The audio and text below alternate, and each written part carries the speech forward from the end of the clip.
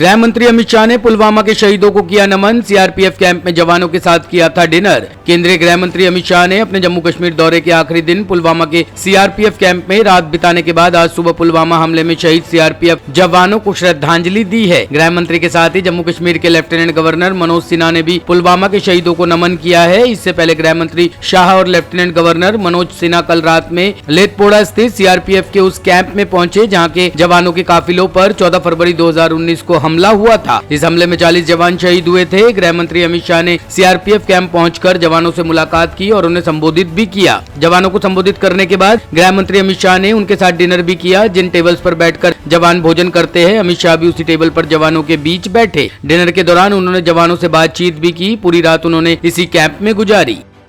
पिछला वर्ग सम्मेलन में बोले सीएम योगी, सपा सरकार में दंगाइयों को मिलता था संरक्षण। उत्तर प्रदेश की राजधानी में आज बीजेपी ने पिछला वर्ग सम्मेलन का आयोजन किया है। इस कार्यक्रम में मुख्यमंत्री योगी आदित्यनाथ ने जनता को संबोधित किया। सीएम योगी ने यह कार्यक्रम दिग्गज नेता कल्याण सिंह को समर्पित कर कहा कि कल्याण सिंह पिछले वर्ग के बड़े नेता थे। बाबूजी ने अपना पूरा जीवन देश को समर्पित किया है। सीएम ने कहा कि पुरानी सरकारों ने प्रदेश के लिए, यहाँ के युवाओं के लिए कुछ नहीं किया। अगर कुछ किया होता तो युवाओं को पलायन नहीं करना पड़ता। सीएम ने कहा कि विपक्ष ने ही इंडस्ट्री को बर्बाद करने का काम किया है, लेकिन अब युवाओं को नौकरी मिल रही है और वे अपनी प्रदेश के विकास के लिए मेहनत कर रहे हैं। सीएम योगी ने बताया कि 2005 में हुए अलीगढ़ दंगों के दौरान वे नहीं थे। उन्होंने देखा था कि तत्कालीन सपा सरकार में प्रशासन दंगाइयों का बचाव करता था। वहीं पहले प्रदेश में हर त्योहार के दौरान कर्फ्यू लगा दिया जाता था। त्योहार मनाने की आजादी नहीं थी, लेकिन अब ऐसा नहीं होता। लखीमपुर मामले पर योगी सरकार को सुप्रीम कोर्ट ने लगाई फटकार। कहा हजारों की भीड़ में केवल 23 चश्मदीद गवाही मिले। लखीमपुर हिंसा मामले में सुप्रीम कोर्ट ने आज फिर यूपी सरकार को फटकार लगाई है और पूछा है कि घटनास्थल पर हजारों की भीड़ थी, फिर भी अब तक 23 ही चश्मदीद गवाह क्यों मिले। इतना ही नहीं, सुप्रीम कोर्ट ने उत्तर प्रदेश सरकार को घटना के गवाहों को सुरक्षा प्रदान करने का निर्देश दिया और यह भी निर्देश दिया कि गवाहों के बयान तेजी से दर्ज किए जाए। सुप्रीम कोर्ट में लखीमपुर खीरी हिंसा मामले में अदालत की निगरानी में स्वतंत्र जाँच की याचिका पर सुप्रीम कोर्ट में CJI NV Ramana, justice Suryakant और जस्टिस हेमा कोहली की बेंच ने सुनवाई की।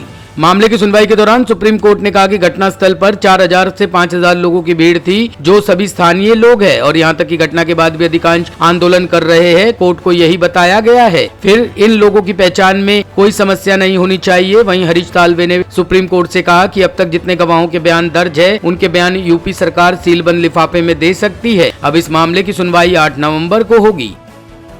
एनसीबी ने बॉम्बे हाईकोर्ट में दिया हलफनामा। कहा सिर्फ खरीदार ही नहीं बल्कि ड्रग स्मगलिंग में भी शामिल है आर्यन खान। एनसीबी ने बॉम्बे हाईकोर्ट में फिल्म अभिनेता शाहरुख खान के बेटे आर्यन खान द्वारा दायर जमानत याचिका का विरोध किया है। एनसीबी ने आरोप लगाया है कि आर्यन खान न केवल ड्रग्स लेता था बल्कि अवैध मादक पदार्थों की तस्करी में भी शामिल था। एजेंसी ने यह भी दावा किया है कि आर्यन खान और शाहरुख खान की मैनेजर पूजा ददलानी नाम की एक महिला जांच को पटरी से उतारने की कोशिश में सबूतों और गवाहों के साथ छेड़छाड़ कर रही थी। दूसरी ओर आर्यन खान के वक्ताओं ने हाई कोर्ट को एक अतिरिक्त नोट प्रस्तुत किया है, जिसमें कहा गया था कि एनसीबी के जोनल डायरेक्टर समीर वानखेड़े और कुछ राजनीतिक हस्तियों के बीच प्रसारित किए जा रहे आरोपों और काउंटर आरोपों से उनका कोई लेना देना नहीं है। एनसीबी ने मंगलवार को बॉम्बे हाई कोर्ट में आर्यन खान द्वारा दायर जमानत याचिका के जवाब में अपना हलफनामा दायर किया है। न्यायमूर्ति डब्ल्यू सावरे की एकल पीठ द्वारा दिन में इस मामले पर सुनवाई होने की संभावना है। एनसीबी ने अपने हलफनामे में कहा कि मामले की जांच को पटरी से उतारने की गलत मंशा से चल रही जांच से छेड़छाड़ की कोशिश की जा रही है। हलफनामे में पूजा ददलानी का भी जिक्र किया गया और कहा गया कि ऐसा लगता है कि जांच चल रही है तो इस महिला ने 5 गवाहों को प्रभावित किया है। एनसीबी ने कहा कि जमानत याचिका गलत है।